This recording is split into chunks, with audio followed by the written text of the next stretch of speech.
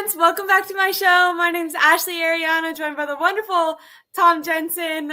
We got started about 5 minutes later than I had it scheduled, and I was just joking with Tom. I was going to text my dad, who, thank you for being my best supporter, always watches my shows, and I went down to look at the text after talking with Tom for a second and realized he had texted me, and he was like, "Where are you? Get going." So we're here to talk about the 49ers. I hope everyone is having a great day. I have been complaining all summer that the Bay Area did not have its normal warm weather, and today I am paying for that. No AC, and it is like 90 degrees inside, which I'm not complaining about because I had a very beautiful morning, but damn, it's hot. Tom, how are you feeling? I'm doing fine. Yeah, Seattle, it's 70s. We're good. There we go. See, the rain hits next week. I'm going to Tampa, the tunnel. And I haven't checked the weather, but I went last year in November, and it was like 90 something. So maybe it's just it's preparing me.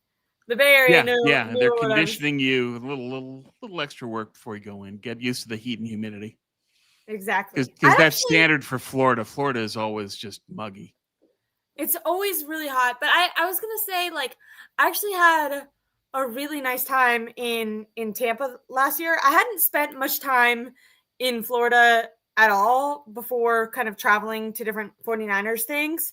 And so now I've been to Miami, Tampa, and Orlando. Orlando by far was like the worst because there was just nothing there. I did go to Orlando when I was a kid. When I was a kid, I was obsessed with Disneyland.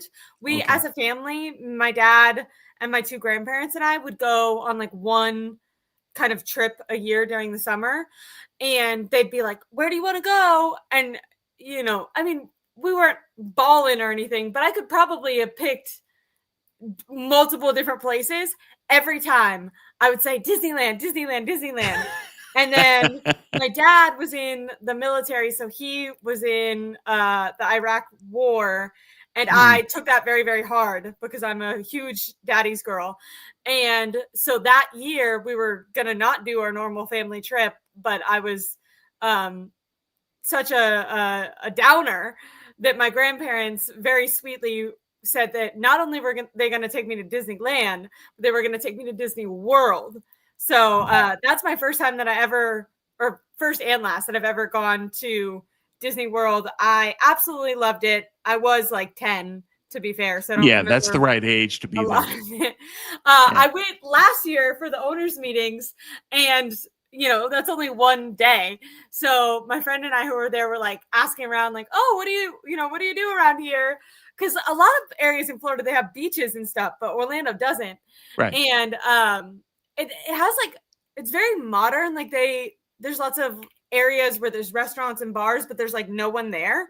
So you're kind of walking around these like nice areas, but you're like the only person there. It's very not populated in the way. Like, I feel like they want to attract more tourism, but it hasn't gotten there yet outside of the Disneyland part. And so anyways, we were asking people, like, we'd take an Uber and we'd be like, "Oh, what do you do?" And they were like, "Go to Disneyland." And we were like, I feel like that's weird to do as just like a 29, 30-year-old without a kid. So we'll pass on that. Yeah. Okay. So Orlando's a ghost town except for the theme parks. Orlando's a ghost town. I absolutely loved Miami, which isn't a surprise because I spent about 9 years in Santa Barbara, and the like architecture of it being very like Spanish, Caribbean influence Spanish is modern, very similar in that way.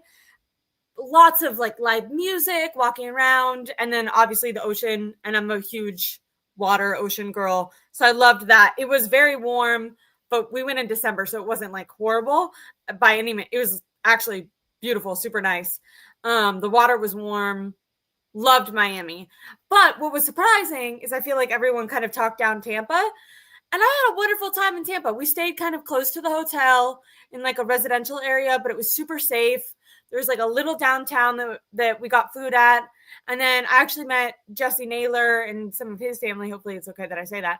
But I had a great time in Tampa. So I'm excited. And that game, do you remember that game, Tom? That's the one where Jake Moody missed 3 field goals, fought. Yep. Debo and Jake Moody fought with a long snapper. So Yeah, that was the soap opera game. Yeah. My dad's saying I always pick Disneyland. That's what I said. People are saying St. Petersburg is next to Tampa. I don't know anything about this area, but I do know that whenever you mention Tampa, people talk about St. Petersburg. We went to a restaurant, and for context, I worked at a restaurant throughout college, like a pretty high end restaurant in Santa Barbara. So you had to like be on your shit. This guy did not know. Like, we'd be like, what kind of wine pairs with this food? He was like, I don't know. We'd be like, what out of these 3 meals, like, which one is the best? He was like, I haven't tried it. I don't pick one. He was like reading the menu, but he had this like Southern twang to his voice, and he was so charming, and he was like talking to us about his life, like it was like about what he was gonna do after work and his school, and he talked a lot about St. Petersburg, and he was from North Carolina, and my connection with that is I know my dad was stationed over there and really enjoyed North Carolina. But yeah, it was a big trip. That was in Tampa. So well, have fun there. Yeah. So well, the Niners have fun there. Let's find out. I'm excited to go back. I'm excited to see if the 49ers can squeak out a win like they did last time. And now it's, kind of feels like a whole different team, which is crazy. It feels like, last year it was like, quest for 6 part 9,900. It's actually starting to feel like a new team. Debo's not on the team anymore. They actually have a kicker that can make his kicks. Eddie Pinheiro was a huge portion of the reason that they won their game against the Rams just now, which was an incredible game that, no one really predicted. I sure in hell didn't. Oh, I shanked that game. I had the Rams winning in a blowout, and look what happened. So I was dead wrong in public. Yeah. One of our topics is going to be Macker Purdy, and a friend of mine before the game said, like, if Mac wins this, like, kind of trying to start a little drama, but it wasn't online. It was just the two of us. But he was like, what happens if Mac wins this? Yeah. And I literally like couldn't tell. Like, I was like, I see what you're getting at. Like, it's funny to hypothesize, but like, I can't even go there because it's so improbable that I was just, I wrote it off, Tom. I wouldn't even engage with it. Like, I was like, they're not going to win. That's just not going to happen. Like, but then they did. They could win, but Jones replacing Brock is not. And I wrote a column on that a couple days ago. Yes. Wow, your dad was Fort Bragg Airborne. Props to you. That's impressive. That dude on him. But anyways, so that was, I guess, a little bit more of personal stories about Tampa, and I'm going back there. But I'm really excited to see this version of the 49ers, see what they can do. The Bucks are even better than they were last year. Baker Mayfield has, it's very early in the season, but is making a case to be one of the MVP, quarterback MVPs of the league. He has looked phenomenal. Seemingly, he's one of those guys, like, depending on what kind of player you are, you work better when you feel supported and like loved and stuff. Sure. He works better when he feels pissed off. When he feels like there's some sort of, he can formulate something in his brain where someone wronged him and he has to prove them wrong. And he's been doing that every game so far this year. The Bucks look like one of the better teams in the NFL. Mind you, a lot of the teams in the NFL are winning very close games. When I think about the 49ers, I feel unsure about them. Obviously, we'll get into it because of injuries and their quarterback and all that. But also just like a lot of their wins, it's like, oh, you barely squeaked that out, and that could have gone one way or another. If you look around the league, most games are like that right now. A lot of other seasons, I feel like there's been very clear top NFL teams. All the like good NFL, I mean, Josh Allen just lost. The Chiefs, like it's not cut and dry who's at the top of the pack. So I want to read off really quickly for the Buccaneers. They their wins and their one loss. and look at how close the score is, because it's very similar to the 49ers. So week 1, they went against the Falcons. They won that game, but 23-20, so just by a field goal. Then they won versus the Texans, who have a top 3 defense in the NFL right now, and they beat 20-19, so only by 1 point. I actually watched that game when I was in New Orleans. Then they beat the Jets, which you would think is like a bad team. This is a win where, or a game, if we're looking at it as Niner fans, if we thought we were going against the Jets, we would expect to win by a lot. The Bucks won 29-27. So they're squeaking out wins, and it's impressive, but it's not like they're blowing out teams. Then they lost to the Eagles, former Super Bowl champions, but by less than a touchdown.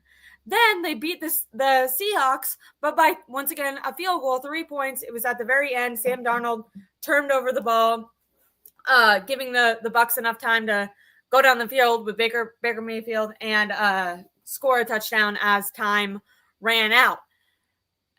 They know how to win close games, and that's going to be important because the 49ers are playing in a lot of close games. I think it's going to be a difficult matchup. Now, the one thing that I will say is if you reflect on the scores that I just said, they've been a little bit higher scoring than the 49ers throughout this year. The 49ers on offense have really struggled to put points on the board. They've relied a lot on their defense to hold opposing teams. I don't know how well that's going to happen this year or this week. But Tom, what's your immediate, when you're thinking about the Bucks, are they and Baker, great team, good challenge? How do you feel? They're a good team that might become great once they're fully healthy again. But they're kind of like the Niners in that they've had a lot of serious injuries that have set them back. Yeah, they're still found a way to win. Guy, right? Yeah. So they're missing Mike Evans, their future Hall of Fame wide receiver. They're missing a lot of people. Kalijah Cansey on defense, who was an absolute stud for them in terms of their running game on D, and then their complete running game on offense. It's just Bucky Irving is hurt too, and he's not going to play in this game. So those 3 guys missing hurts them. But Baker Mayfield's playing on such a high level right now, it doesn't matter. They got 98 points in the last 3 games. They're putting up a ton of points because he's that accurate. He set an NFL record last week. He threw for 375 yards, 3 touchdowns. He only had 4 incompletions. And that's the first time in league history someone's thrown for that many yards and had that few incompletions. So that tells you what level he's playing at right now.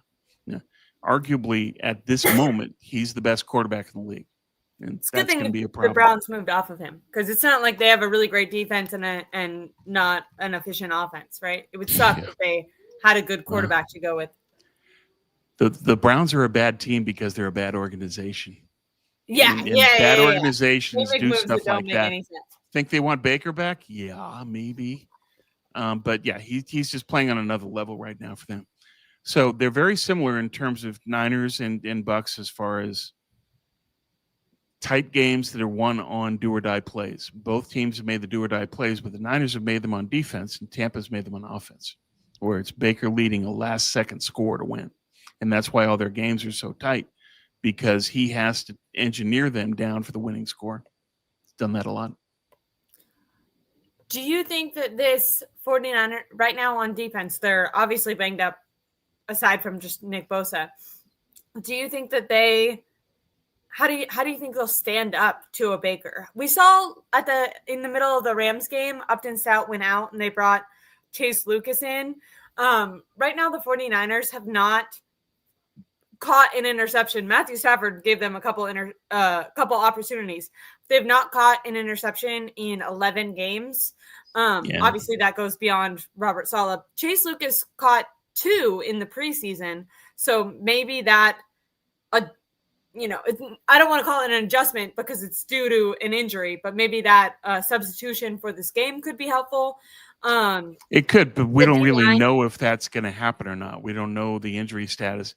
There's a lot of players that are kind of up in the air right now. We don't know if Pearsall, Jennings are going to play. We don't know if Stout's going to play. It's just there's a lot of questionable in terms of the injury report. So we're going to have to wait until the end of the week to find out who's actually playing. Yeah. I have a list of the guys that were out, but yesterday because they had their first practice, but it's hard to tell because on a longer week like that, I feel like they don't really get started until tomorrow. Right. But for guys that were on the sideline that have been out but were limited for Monday's practice, it was George Kittle was actually seen out there. Now Kyle already said they're not going to bring him up, but he was at least out there running on the sideline. Then Upton Stout was also out running on the sideline. Alfred Collins was there. I think he'll play, but he was dealing. Yeah. And then Ben Barch was out there. Jordan Watkins, that could be interesting to see if he will get cleared, and Robert Beal. Then more interesting, maybe not out there was Ricky Pearsall, and Juwan Jennings was also he was seen, but he ended up heading to the locker room. He wasn't running out there alongside of practice. And then Mac Jones was out on the field, but wearing a knee brace, limited in practice. Adrian Martinez was a full go, and Brock Purdy was not seen at all. Now, that doesn't mean he wasn't in the facility. He could have just been in the weight room or something. Yeah, he could have been but anywhere. He didn't go out. Yeah. He was did not participate for practice. So Right. So they've got a lot of folks hurt, but we're not really going to know who's going to play in the game until the end of the week. We'll just find out. So we'll see. But I would think that Pearsall and Jennings are probably likely to play, and they didn't practice today because they want to give them an off day to heal up a little bit more, probably. Yeah. Why rush them out for one day to then have another off day, then go? Right. And so give them more extended time to heal and get better, because they're going to need both of those guys. This game is going to be rock'em sock'em robots. It's going to be who can stop the other team. And can you stop the other team? Tampa's offense is that good because Baker is playing at this level. The Niners with Mac Jones have proven they can put points up too. So it's who gets the stops? Who gets the stops in the red zone? Who gets turnovers? Who has penalties? All of that's going to factor in. But I think the defenses are going to struggle to get stops in this game, both teams. One thing that could be promising, now the 49ers offense has sucked in the red zone, not just this season, but going back to last season as well. They've struggled.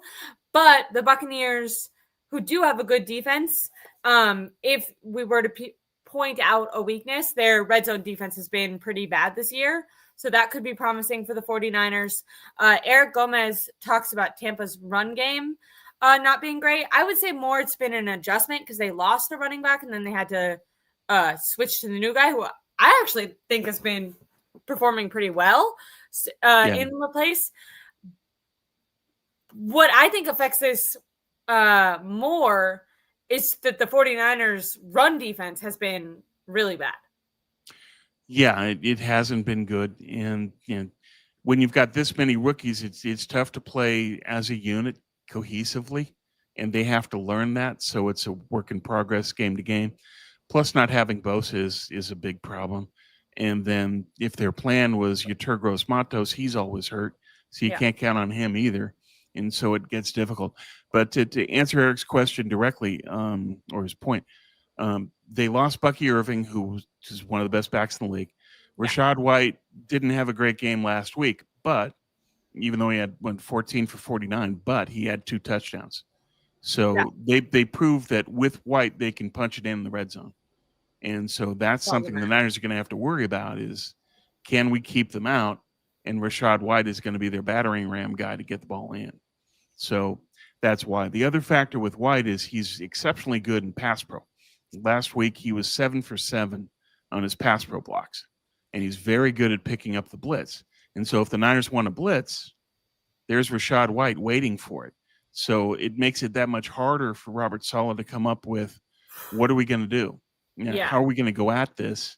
And he's going to need to show a lot of people and then pull it back. So I think simulated pressure is going to be a key for this game for Saleh, is that you're going to have to show 6 and 4 just so that you can mix it up a little bit and keep them guessing. And hopefully that's a way to get past Rachaad White. But when you have a running back that kind of vacuums up the pressure like that, it makes it harder. So that's another problem in this game. Tom, you can see by my little banner that I popped up due to this question. Are Are the 49ers going to try to make a trade for anyone? Trey Hendrickson? Are they going to actually do that? I know you've talked about Thibodeau for the Giants. I would think that they should start doing it. I mean, they're winning games. Like a couple weeks ago, our dilemma was, hey, Kyle came out and basically said he doesn't want to jeopardize the future assets if this team really isn't going anywhere.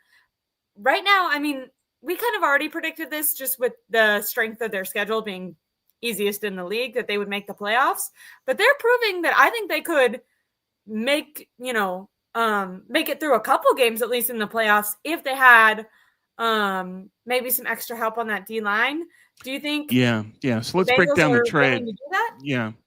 So let's go through everybody so that we can review it. But the first thing is, Lynch said last week, if I make a trade, it's going to be at the appropriate time, which is code for I'm not making a deal until the deadline. And part of that isn't just that the Niners won't make a deal. It's that the team they want a player from won't make a deal. Can I ask about that? Sure, yeah. With the Bengals, do you think, is there something, would they be more hesitant to do it right now because they're is Zach Taylor in a situation where he feels like he's playing for his job? I don't know. Because he might have the excuse of not having Joe Burrow, but that team looks horrible, which them looking horrible makes it, to me, more likely that they'll move off Trey Hendrickson. But until today, he's so worried about his own job. Maybe he's thinking, I can't get rid of any of my good players. I don't know. Well, today they traded for Joe Flacco, so they are getting a better quarterback. Oh, and because they're doing that, it shows that we're going to make a run, and we're going to keep Trey Hendrickson until the deadline to see where we are. Got it. Part of that's triggered by Baltimore falling on their face and the Bengals deciding that the division is still up for grabs. If we have Flacco and he plays well, we're not going to deal Trey Hendrickson. That could be. But the other factor in all that is, okay, but the Bengals are one of the cheapest ownership groups in the league. Will they then say, well, if we keep Hendrickson, then we can't trade him? So do we have to move him deadline? And it'll depend on where they are relative to the division. But I think the chances of Hendrickson being dealt went down today because they traded for Flacco. And I don't think that Hendrickson was realistic anyway, because the Niners would have to give up the most to get him. And the Yorks would then say, okay, this is a guy who's about to turn 31 who wants a deal at over $30 million a year. We're not going to do that. So I don't think Hendrickson kind of against everything they did this offseason, right? Right. So I don't think Hendrickson's possible. And so Thibodeau is someone that's been mentioned, Kayvon Thibodeau of the Giants. However, that's another one that doesn't happen until right on the deadline because the Giants and Niners play on November 2nd. So the Giants aren't going to trade him to us prior to that game. They're not doing that. So you would have to wait. You don't want to give us your best player right before we play you? Why not? Yeah. Come on. That doesn't happen You're in the going to league. lose no matter what. Right.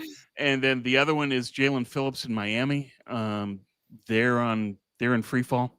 He's probably be the most likely guy, but he's also the most injured guy. He's missed over 20 games in the last 2 years. He's had ACL problems. He's healthy now, but as a result of that, would you make it something that's a rental, or would you keep him? Oh, Jeffrey Simmons over Hendrickson, sure, but Jeffrey Simmons is unlikely because they just spent all these draft picks on defensive tackles that they want to develop and play. But it's interesting that they went after Jeffrey Simmons a couple years ago. And the problem is that Tennessee wanted a first, and the Niners were trying to package a second and more picks, and Tennessee said no. But had they made that deal, had they given the first, they could have had Jeffrey Simmons years ago. And he's arguably the best defensive tackle in the league this year. That would have been helpful. It would have helped, yeah. But I think that given that they just invested all these picks at defensive tackle, and given that they slide Michael Williams in, and he might be the future as a defensive tackle as opposed to edge, they're not going to make a move for Simmons. I get the argument. I get that it would help him immediately now, but it's not in the long-term plan. The overall blueprint is for the rookies to develop and solidify the defensive tackle. Who do you think is there any guy where there's a shot to get him before the trade deadline, or do you think it's the Giants, Thibodeau? Yeah, I think it's the Giants or Miami are their best bets. New Orleans is saying, New Orleans is Right. saying that we've got all our guys on eBay, just make an offer.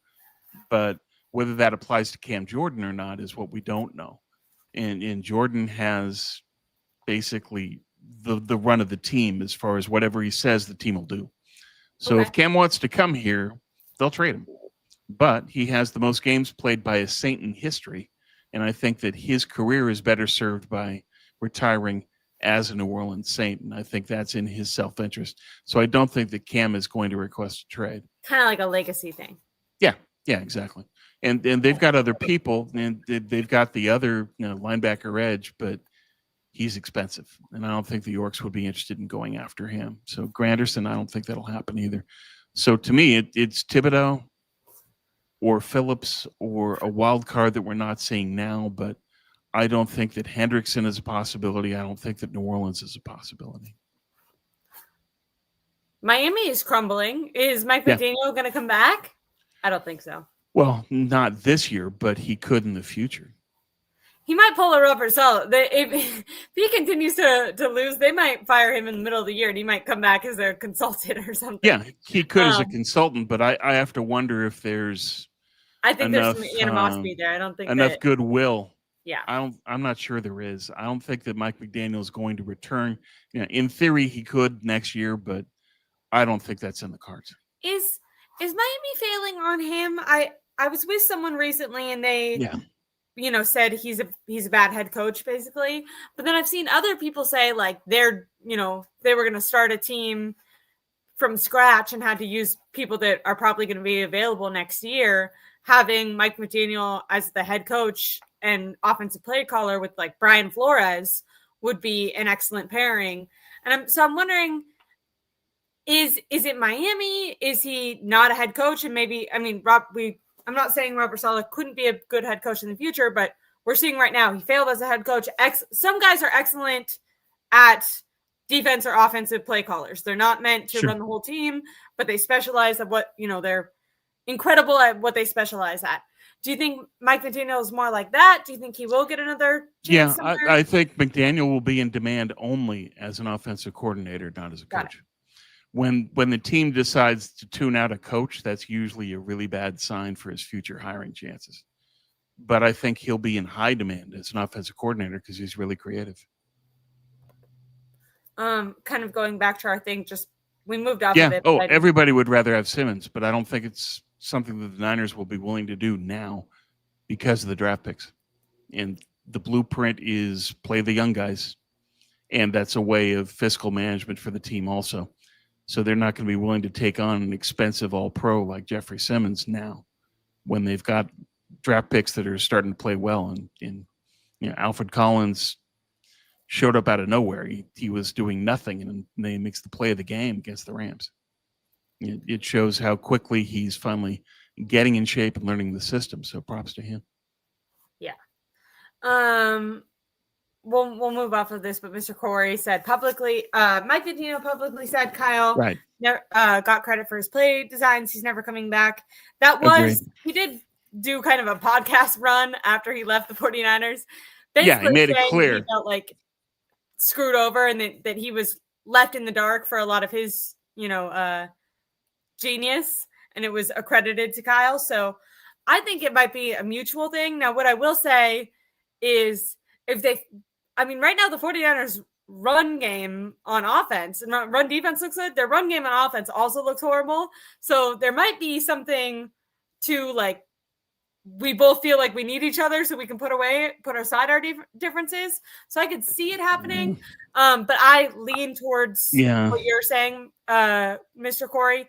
I don't think Kyle will want him back because those comments were so public. There's no way Kyle didn't hear about that. And I also think Mike McDaniel doesn't want to come back because I think he really does feel like he's wronged. I talked about this when I was in Florida over the offseason, but all the owners and coaches kind of gathered together, and Mike McDaniel spent a lot of time talking to Sean McVay, Sean McVay, but to Sean Payton. And I was wondering, if he was doing some preemptive damage control. Like if I'm going to get let go, I want to have good relationships with other coaches.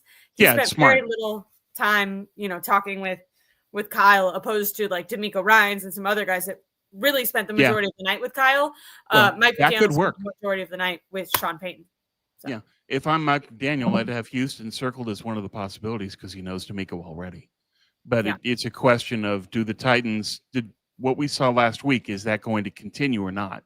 If it continues, then Houston is no longer an option. But if they continue to sputter, then McDaniel will have to look elsewhere. But I don't think he'll have to look long. The league knows that he's exceptionally creative. Somebody will hire him. There's a lot of teams that need offensive coordinator help. I don't think he'll be out for long. Being a creative play caller and someone who can think of unique schemes versus being able to lead men and give the speech to the locker room and pump people up and foster a community and all that. Like, just because you're not good at one doesn't mean you're not a genius at that. Yeah, well, it's just coaching is a different skill set than being exceptionally creative in play design. It's a different thing.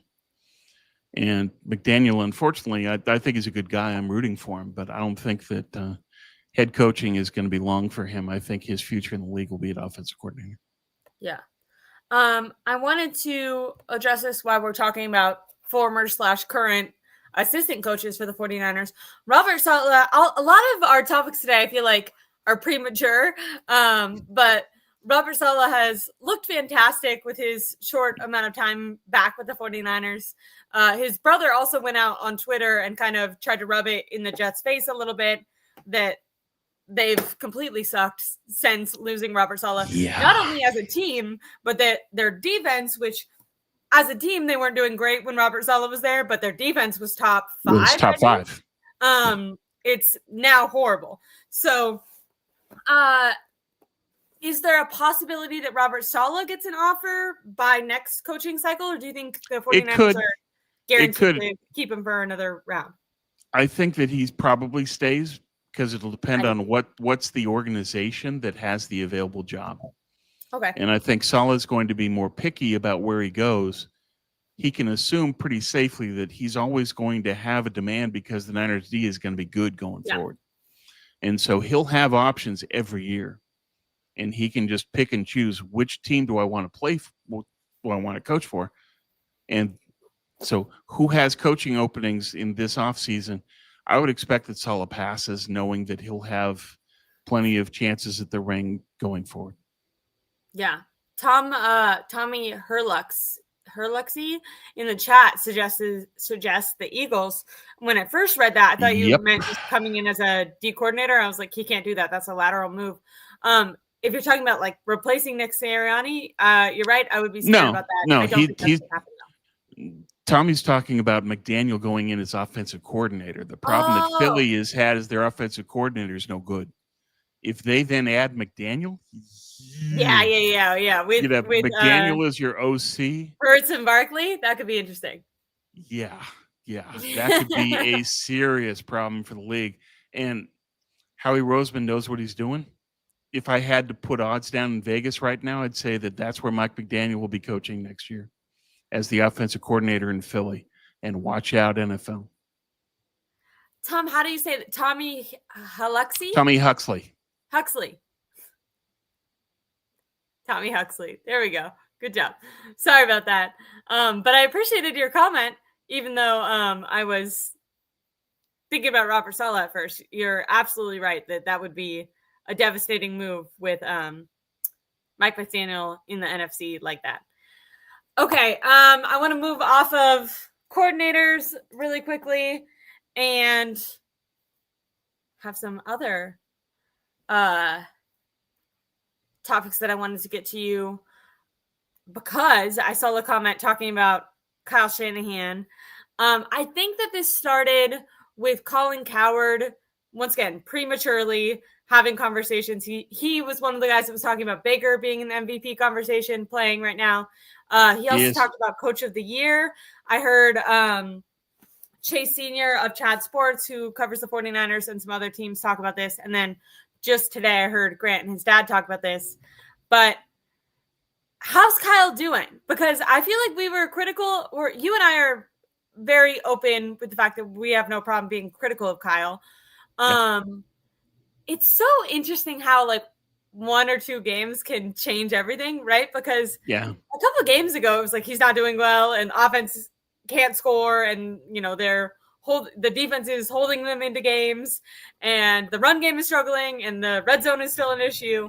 But then you win a couple games with your backup quarterback, and people start reattributing the 49ers' success to you as the head coach. I feel like since Brock Purdy has taken over, there's been a bit of a narrative of like Brock Purdy saved Kyle Shanahan's job, Kyle and John Lynch's job, because they gave up so many assets for Trey Lance. It didn't work out, that they kind of stumbled upon gold, and the front office, Jed York, closed their eyes, pretended that the Trey Lance mistake didn't happen, and just gave Brock Purdy the money that they would have given Lance. But now that he's been able to seemingly, and like this is why I say really premature, I'm just excited for the chaos and also just because I want young guys to be, feel good about themselves. So I'm just excited about Mac Jones' success as anyone. But I'm also realistic that he could fall flat on his face next week, and it could just be, one good game, or a few good games. With Mac Jones playing well, it's made Kyle supporters kind of bring back around that any quarterback under Kyle would look good. Do you think that Kyle, if as it stands right now, is in the running for Coach of the Year? Like I said, though I don't think he would. If the vote were held today, I think he'd finish in second. He would lose to Liam Cohen in Jacksonville, because Cohen took a team that had the second pick in the draft. Now they're 4-1 and just beat Kansas City and the Niners. Yeah. So yeah, that's true. You can't like win Coach of the Year out of the guy that just beat you, right? Right. So I think Cohen is the clear front runner, but Kyle is second because he's gotten a lot out of Mac Jones. And you consider, okay, Mac Jones throwing to Kendrick Bourne, and it works to beat the Rams. Yeah, Eric's right. Done a tremendous job on offense in getting this team prepared and ready to go. And you had a team that everybody and his brother, including us, and especially me, saying the Rams are going to kill them. And he had that team believing in itself, and they won, even though they were decimated with injuries. And you have to give a lot of credit to Kyle and Saleh in getting that done and getting the team believing in themselves to the point where they say, okay, we have the belief necessary to have a character win to gut this game out. And they did. And all credit to both of them, but Kyle especially and Saleh as well, that he had that team ready against the Rams, even though they had so many injuries. And we're just looking at the receivers and saying, how are they going to win this game with these guys? And they did. And give Kendrick Bourne credit too. 10 catches, 142 yards. That was a career high for him in yards. Career game. Yeah. Big game. After, and he had a drop early on. In the previous game, he had, I think, 3 drops. So it was like right away, you were like, oh my, I think I might have literally we all make mistakes. I don't duck those things. I'm wrong all the time. I think I tweeted like, get him the hell out of the game. And then he ended up having literally the game of his career. So way to go him. Yeah. So credit to him. But yeah, if I had to vote on Coach of the Year, I don't think that Kyle would win. I think Cohen would, because what the writers normally do is take the guy that did the most with the least. And in this case, that's Cohen. What I would say too, it really quickly, because you talked about the Rams game, is I've almost with Kyle become accustomed to there being games where it felt like he overlooked the opponent. And I would say in the Rams game, it seemed the opposite. Like the Rams started, it felt like they totally looked over the 49ers. They were like, they don't have their QB, they don't have their all-star tight end, they don't have their offensive line sucks, their weapons everything suck. Right. It's the Rams. We can sleep through this, and they didn't really turn it on until the second half, and then they came back in the game and almost won it. It makes you think that maybe if they would have, tried harder earlier on, that they could have. But that's a testament to coaching, as you said. Like McVay didn't have them ready because that they believed the media hype that this game was a blowout. All they had to do was walk on the field, and here's the win. And whenever teams do that in the NFL, they pay for it. And I think that the Rams, because of that mindset, spotted the Niners a 14-0 lead because they weren't ready to play. Then they started playing, but you're already down 14. Tough to win that way. And it turns out that they came up short. And primarily it's because of the fumbles. The fumble in the 24, the fumble in the 1, that decided the game, both of them. Yeah. And I agree with you that Liam Cohn would win it over Kyle, because I see some comments that say, no Kittle, no JJ. If you look at the Jaguars' offensive weapons, they stack up with who the 49ers B team is their A team. So I know they have Hunter, so he's been doing good. Yeah. But it's a new team. I know it seems weird to say new because at this point, Trevor Lawrence is, he's been in the league for a while, but their weapons are new. The coaching is new. The scheme is new. And they seem to be a aggressive and flashy play type of team. Like they haven't totally meshed together, but when it works, it looks good. And when it looks bad, it kind of looks like horrendous. Right. Well, and that happens with the young team. Yeah. They're going to be that inconsistent. There. You see that they're like working towards something, because when it works, you're like, okay, this is what they're going for. It doesn't hit all the time. So you're like, oh, sometimes it can look crazy, but as did against the Niners, 12 penalties. But you look at the Jags and say that the key for them is speed. They are an exceptionally fast team on both sides. And that's how they beat the Niners, really, with speed. This is an interesting, it's off topic, but I want to be able to comment on it. The run game has really, really been struggling. Now they've been utilizing it a lot, which I think is necessary for their pass game to be able to run the ball, even if they're not getting a ton of yards. Christian McCaffrey, I think across the season, just in the run, not in everything else, is averaging 3.1 yards. I have it written down. Sorry, that's why okay. So this year, right now, Christian McCaffrey himself has 91 carries for only 282 yards. It's a ton of targets, so it's a lot, but it's only averaging 3.1 yards and then 0 touchdowns on the ground. So their run game is really struggling right now, but they're still giving him a ton of carries and touches in the pass game, which he's much more successful in the pass game right now. It's Kyle. I agree that their run game is really, they haven't shown a plan for Bijan Robinson at all, at least one that's been effective. They got Isaac Rendo out there on special teams doing something, and he had a huge whiff. Was that last game or the game before that? Last game. So that when I saw that, I was like, oh, he's on the field. Like, yay. Because I feel like, Tom, you and I have been talking about getting elite Jordan James, someone else involved. Yeah. So I saw him. It wasn't in the run game. It was on special teams. But I'm like, okay, like if he does well here, it could, he could prove that he should be utilized more. And then he immediately fucked up. And I was like, well, we'll never see you again. Yeah. It's just here to illustrate how bad the Niner run game is. 29th in the league in rushing yards per game, 85. Last in yards per carry at 3.1. Nice. And then you look at Tampa's run defense, and they're like top 6 to top 8, depending on the category. But because Kalijah Kancey got hurt, it's a different run defense now. So you can't use the season stats to judge Tampa. Because last week, Seattle had 20 carries, 122 yards, 6.1 yards per carry, when their season average for the Tampa defense was 3.8. So they can be run against now because Kancey's hurt. Can the Niners capitalize on that? Probably not. It would have helped if they had Kittle now. They'll have Kittle next week. We both agree, though, that Kittle should not play in this game because you don't want him on that airplane going across the country to Tampa and back. Yeah, and so I agree with that decision entirely. But it means that the Tampa game is more up in the air because the blocking is suspect.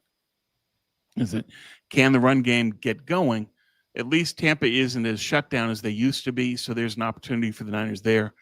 The other factor with the Tampa defense is they're weak against the pass on early downs, and the Niners are the most passing team on first down in the league, 75% or more.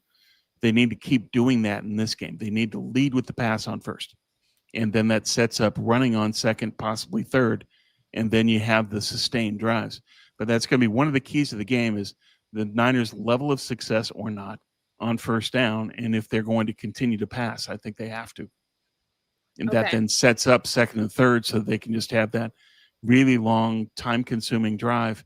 And part of this game, because Baker is so hot right now, the Niners have to play keep away. They have to take those long drives and limit the number of opportunities that Mayfield's going to have. Smart. Yeah, and that'll help their defense too. Are you nervous? We have had a couple comments about it. We talked about George Kittle. He's not elevated to open his practice window yet, but Malik Mustafa in the secondary, they did open his practice window. Just so you know, that does not mean he's going to be playing. It means they have 21 days or basically 3 weeks of practice to decide whether or not he's healthy enough to elevate him. And if he is activated from there, then he would play. So he's not there in Tampa, but in sometime within the next 3 weeks, they're hoping. So they usually don't open up that window unless they're pretty certain that he will be able to go. They're hoping that he'll be able to go. But so not in Tampa. He on the injury report he's listed as out, so he's not going to play in the Tampa game. But the reason I bring him up is kind of I wanted to transition to talking about the 49ers secondary. We've gotten some comments about D Winters and him maybe being bad in coverage. In pass coverage, he's getting beat badly. His quarterback passer rating against, I think it's in the 120s this year. It's when you're talking about playing keep away from Baker and strategies to the 49ers, maybe being able to win this game if they can, there's going to be a lot of pressure on D Winters. How do you feel? We got some comments about what the Nick Martin pick should have been. Are they going to elevate Nick Martin and utilize him at linebacker at some point? Or your theory is always it takes a little bit longer? Well, that's always been mine, is that there's a longer development arc for linebackers, especially in the first year. What Saleh has said is that he wants to see Nick Martin contribute on special teams, and that if he wants to get activated, he's going to need to outplay Curtis Robinson, who's on special teams and playing well there, and create his opportunity via special teams first. And until that happens, he's not going to see the field. Saleh has said that. But given how poorly Nick Martin that D Winters is playing pass coverage, he's going to have to consider it. But the problem is that the strength of Nick Martin is his athleticism. It's not his pass coverage. That's the weakest aspect of Martin's game is pass coverage too. Got it. So you're not getting any better there. You would have to go to another linebacker who you think is better in pass coverage or an overall contribution to the defense. And right now, Saleh is saying that Winters helps enough in the run game to justify his starting, given the other options. You're not going to get the pass coverage hawk because they don't have that. And that's another player they're going to need to add next year is a linebacker that can cover against the pass. Do you think, because you've kind of talked about weaknesses within the safeties and secondary in general, we've talked a lot about who they're going to trade for, if they're going to make a trade on that D line. Do you anticipate that they're going to make a trade for that anyone in the secondary? Maybe if it's not a high name, but just in general? I doubt it. Because one of the key developments was Renardo Green playing really well last week against the Rams. True. His best game by far. And if he continues that, then they don't need to take a DB or trade for one. In the past, they've had conversations with Cleveland about Greg Newsome, but Newsome has fallen off in recent years, and he's still going to want to get paid a lot of money, and I don't think the Niners are going to be interested in doing that, especially if Green is playing well. So we'll see. The problem for the Niners is safety. That's the weakest position by far on defense, and Mustafa will play within the next 3 weeks, and he will replace the 11th player on defense. And whether that's Siegel or Pinnock depends on what Saleh's opinion is on that. I would replace Siegel. His quarterback rating against is 142, which is just, you're getting fried, dude. And so, as much as he helps in run support and I was like, I didn't really notice he's getting toasted. And so I would expect that Siegel is the guy that they're going to sit and that Malik Mustafa will come in and take his spot. But it could be that Saleh sees that, no, I want Siegel to keep developing and I'm going to have him come in for Pinnock instead. It's just what's Saleh's priority here? Is it to develop Siegel or to win games right now? If it's right now, Siegel's the guy that needs to sit, in my opinion. Okay. Um, Maybe moving on from that, bringing it back to the 49ers Bucks, because as I'm talking about these, I'm trying to also keep in mind the game that the 49ers have coming Sure. up. Another weakness for the 49ers. Jake Brendel has been, I cannot overstate, absolutely terrible. Also, I didn't think I would say this, but I think the 49ers are missing Ben Barch. That O-line is really struggling. Vita Vea, obviously an incredible player. How do you see the matchup, this matchup going for the 49ers? I think they need to run outside. The strength of the Tampa run defense is inside with Vita Vea. And so, why would you challenge that when you know that the weakness of your run defense is your interior? That Connor Colby isn't getting it done. I think that he still has problems with the groin injury. I don't think he's fully recovered yet, and that's part of why he's playing poorly. Okay. So that could be. And the other factor in all this that's kind of getting swept under the rug is that Pooney has regressed. He's not playing as well. No. Part of that also is that on the right side in the past, that's where Kittle has been, and that helps the right side of the line. So let's see what the right side of the line does against Atlanta when Kittle does return, and see what kind of performance they get then. But in this game, that's going to be hard. But again, Seattle ran for 122 yards in this Tampa defense. Seattle isn't a great team in running the ball either. Their offensive line is better than ours, and Gray Zabel is playing really well for them. And they've got two good backs that are young and can get some explosive runs.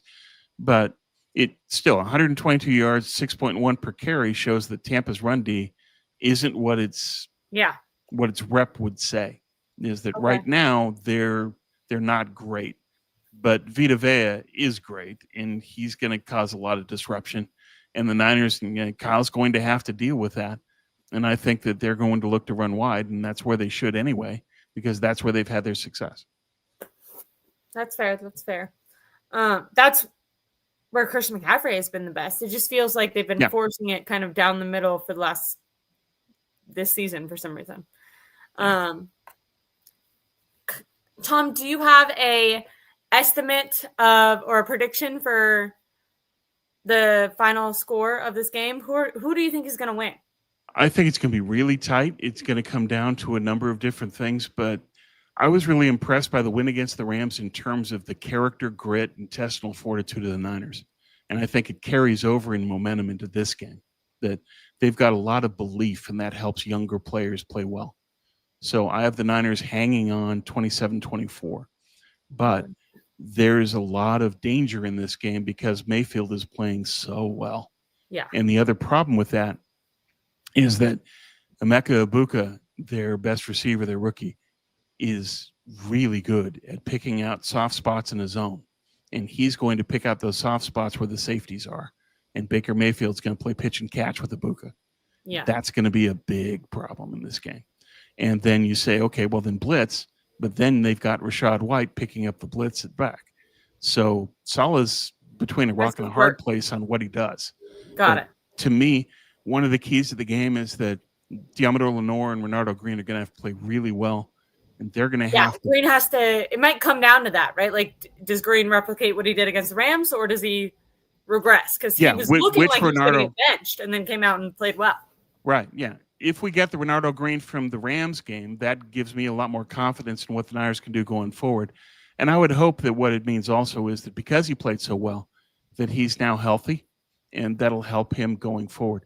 But I do worry a lot about Mayfield to Egbuka is going to be, Oh, I'm sorry that I ruined it for you, badass. Okay. Tampa's going to blow them out again. The Niners secondary's junk. You like that more? I'm sorry, man. But yeah, we'll just see. I think it's going to be a tight game. Both of these teams play tight games, and it's who makes the plays in the do or die situations to win it. But I think they're going to have to play keep away because Baker's that good, and because Egbuka can carve them up in zone. And so what does Saleh do in response? If the zone isn't working, do you play man? And do you have your DBs stay on Egbuka? I would say that you guys match up on Egbuka, whoever's on that side, you take him. And because if you leave it to the safeties in zone, they'll get burned. So they have to pick their poison in a lot of matchups in this game. But I do think the Niners can win because they'll have the passing success on first down to carry them into sustained drives to keep the ball away. And that ultimately will win the game. But the Niners are still going to have to make big plays on defense to shut down Tampa, at least get a turnover, or at least get a stop to force field goals instead of touchdowns in the red zone. Tommy asked, can we get any pressure in this game? No. I wish I could say something different, but I can't. And the other problem, as we've talked about, is that the blitz is problematic because their back is so good in pass coverage. We lost Ashley for the moment. So going through this, let's see what else we got. Can we predict the Niners get off the INT slide? They might. You know, if Chase Lucas plays instead of Stout, Lucas is a playmaker. He's a guy that has a nose for the ball and makes plays on the ball. You know, that's the problem that Siegel has, is he doesn't make plays on the ball. Is that he's in the right spot, but then he's got short arms and he has to deal with it and try to do what he can. Badass, thanks, man. Appreciate it. Ramon Gonzalez says, maybe the blowout we thought the Rams game would be, but we played well there last time. Kittle may be back. You know, they're saying that Kittle is unlikely to play in this game. That, and I think Kyle said that it's remote that Kittle would play. And for the reason that Ashley and I have talked about before, is that when you're coming off an injury, you don't want to be on a pressurized airplane flying all the way across the country to Florida and then flying back. It doesn't help his recovery. You're much better off having Kittle play at home against Atlanta next week. Are you there, Tom? Yeah. Okay, I'm on my phone because for some reason my computer, the internet stopped working, so now I'm just. Whoa. Sorry about that. Quickly, if I could, what about Mustafa? Apparently, well, he's listed as out in the injury report, so I don't think he's going to play yet. Mr. Corey, can we keep my face and lose Ashley's? Is that fair? I think we're much better off having me go off the air and just having you see Ashley. Oh, don't say that. You don't need me.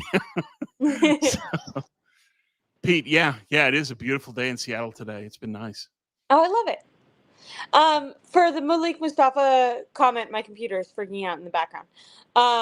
For the Malik Mustafa comment, they opened his practice window, but they have 21 days to actually activate him.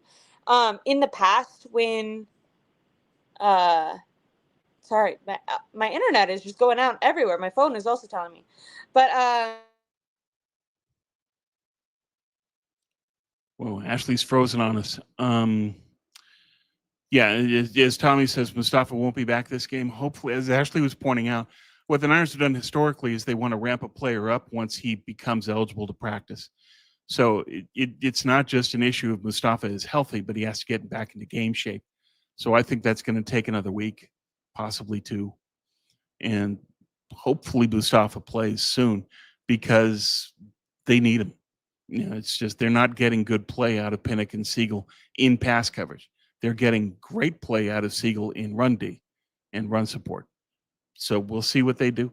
But they've got some decisions and choices to make. Let's see what else we've got here. Quote that I thought was good. Kendrick Bourne on why Mac Jones is playing well. He's just playing free, and I think that's super important for growth in anyone to have the perspective of the game that it's a child's game. We can't forget that. We take it serious. It is serious. It's important, but also finding the joy. And I think that's what I've seen most in him that's different is the joy. That's perceptive stuff from Kendrick Bourne. That's cool. Mr. Corey, will the real Bernardo Green please stand up? Yeah, no kidding. But hopefully the Green they got last week is now healthy because he had the neck injury, and that could have factored into why he wasn't playing well before. Really quickly, I wanted to say the comment at the end, Bosa surgery went immaculate. They said that the ACL tear was clean, and he went to the same doctor that he's been for previous surgeries for his ACL, #1 doctor in.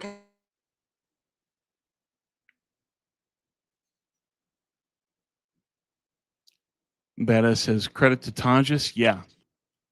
Tonjes has been a legitimate target for them, and he's had crucial catches. I mean, who would think that the Niners are 4-1 and Jake Tonjes has 2 critical touchdowns in those games? Credit to him. I'm so sorry, guys. I think I'm gonna end it here because I don't want to keep cutting out, and Tom doesn't have the ability to end it because it's on my end. Um, Tom, I'm gonna go with 26-24, and I want to pick the Niners, but I kind of want to try to reverse jinx it, so I'm gonna go 26-24 Bucks. Okay. And I really, really appreciate the show. I had such a good time. I'm sorry to end it abruptly. I'm just worried I'll cut it out again. You'll be stuck here. So thank you guys. Yeah, Please understood. make sure to like and subscribe. Normally I don't have internet troubles. I'll definitely reshoot it or troubleshoot it before I go live next. Make sure to follow Tom Jensen on Twitter, NinerCast. I'm really excited for this game, but I'll probably do a little live tomorrow after because we'll get a more updated injury report. But thank you so much, Tom, and I'm sorry for the ending being like this. Oh, no worries. Yeah, I'm used to the one doing this. Yeah. I know what you're going through where it's just, how do I make this work? But thanks for doing this and a great show today, Ashley. Thank you very much. Thank you, guys. Please make sure to like and subscribe and make sure to follow Tom. I really appreciate you, Tom. I had a great time. And look, we got time to be optimistic, guys. This is exciting. For now. Bye.